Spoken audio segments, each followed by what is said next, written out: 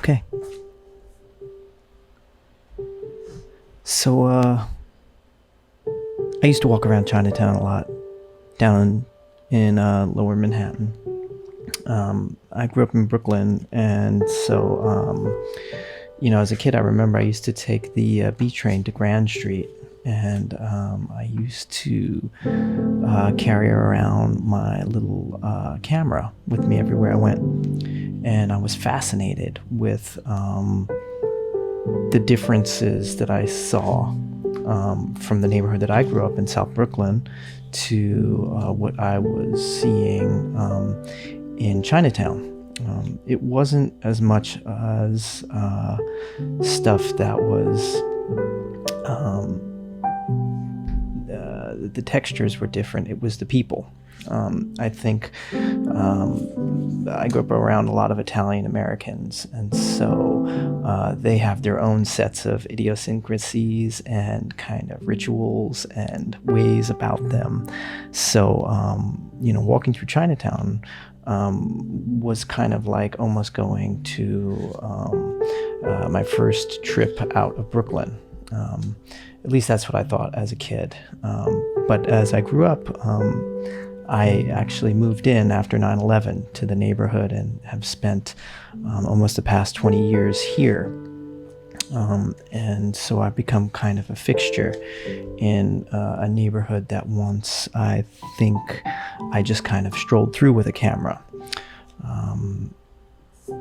And so stuff has changed, of course. When you live in a place and you see the same faces and you walk down the same streets every day, and if you get your own rhythm of your neighborhood, so to speak, certain things become normalized to you, and other things won't.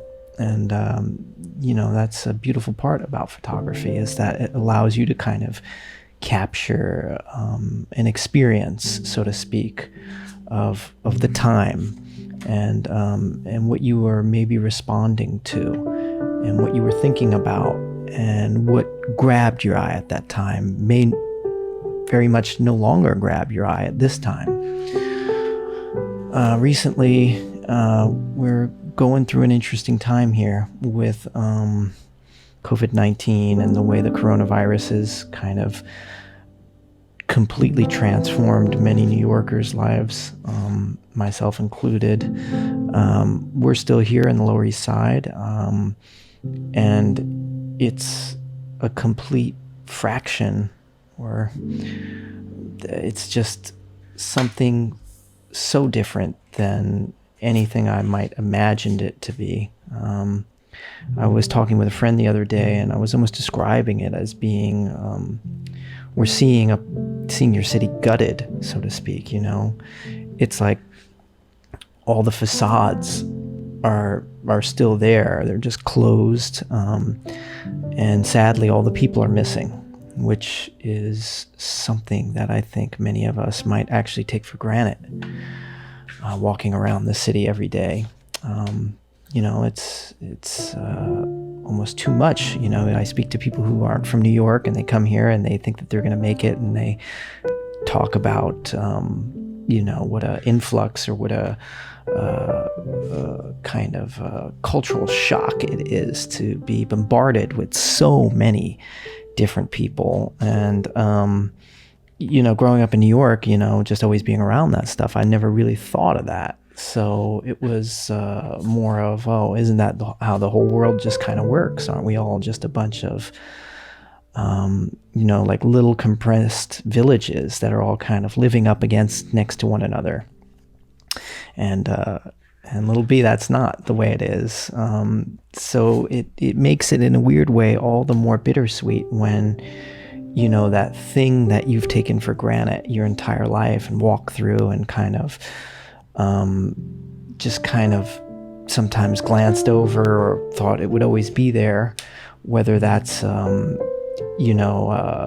cafe on the corner or, a neighbor that lives across the street, or, your favorite restaurant, or animals that you've fallen in love with, and, just, it's all changing. You know, it's slowly changing every day in front of you.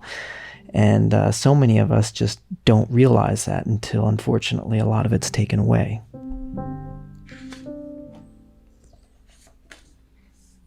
You know, I miss just waking up and just easily being able to kind of, you know, run down my street, which is Orchard Street here in the Lower East Side, and just kind of pass by some of the, you know, familiar faces that I see and that I've gotten to know over the 20 years, and kind of the small talk and, you know, just the typical, hey, what's up? You know, and right now many of us just are, you know, shucked away deep inside our tiny apartments, you know, kind of living through communicating through our phones, you know, and it's such it goes against everything that I believe New York City is about, and most major cities, you know, in the world. I think that we're about kind of taking care of one another and, you know, fighting with each other and gossiping with each other and, you know, checking in on one another and checking out each other and, you know, kissing one another and hugging one another and all that stuff that kind of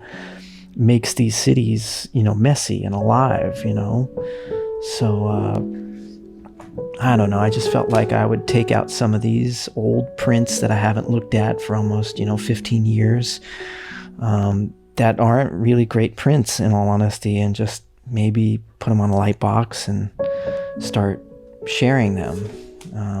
I think people right now are so hungry for, you know, human contact and stories, and there's a real necessity to, you know, fill that space and to provide that for people, because without that, I think we lose a great deal of our sense of self and our humanity and, you know, who we are and how we operate. And